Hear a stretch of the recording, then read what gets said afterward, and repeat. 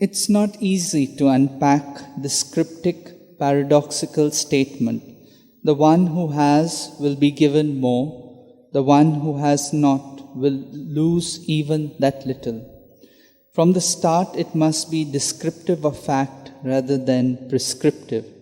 It says how things are done in the business world rather than how they ought to be done in a more just world.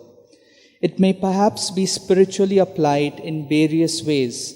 The one who takes time to pray and reflect will gain more insight, whereas one who never takes time to turn to God and friends for advice will lose even the little serenity that he or she has.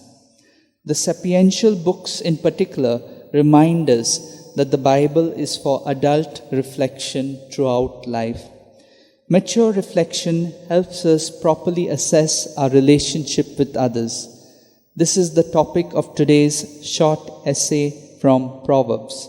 Each line is as down to earth as eating or drinking. Do not tell your neighbor, go away and come back again, when you can help them at once.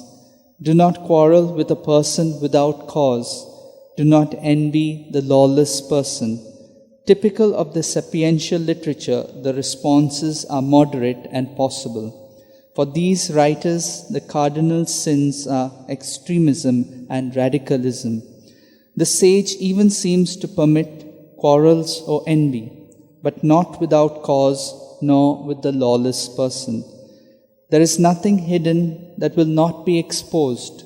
Sometimes Jesus does not seem to share the moderation of the sapiential literature. Evidently, we need both spontaneity and reflection in our life.